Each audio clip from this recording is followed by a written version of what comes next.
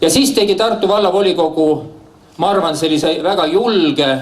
ja kaugele ulatuva otsuse, et osta see Tartu valla omandisse.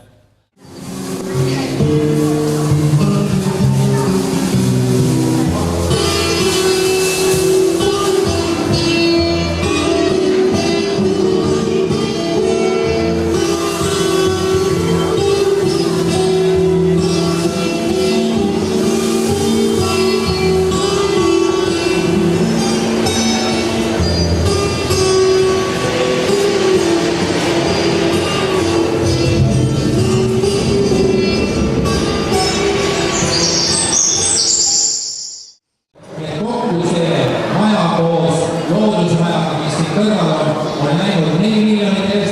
miljonit eurot maksma, nii et täna on see maja teie päralt. Täna me avasime sellise kaua oodatud jääaja keskus, et seda me oleme ootanud juba peaaegu 10 aastat, aga täna lõpuks saime valmis ja meil on ikka väga hea meel, et me nii suure asjaga nagu ühele poole saime, et see on ka niisugune väike eneseületuse plaan ja teistpidi ka lubaduste täitmine.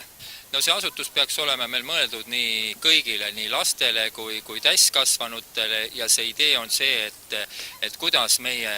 planeet on tekkinud, kuidas see planeet on arenenud, kuidas on jääajad tulnud, on läinud, kuidas on inimene peale jääaega ja jääaegade vaheaegadel ka elanud, kuidas on loomad, loodus arenenud ja võib-olla on kõige olulisem see, et kuidas me mõistame loodust ja kuidas me suudame lahti mõtestada seda loodust ja kuidas me suudame seda loodusesse ennast positsioneerida ja me mõtleks ka tulevikku, et me seda planeet maad hoiaks ja suudaks teda väärikalt ja puhtana ja ilusana edasi anda siis oma lastele ja lastelastele.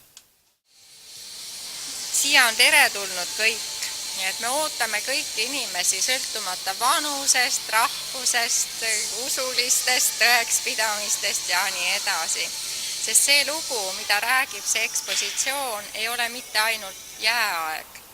vaid see on maailma ajalugu jääaegade taustal ja tegelikult ka suure küsimusega, et mis saab edasi. Kas tuleb uus jääaeg või kliima soojeneb pöördumatult ja kui palju inimene kõike seda mõjutab.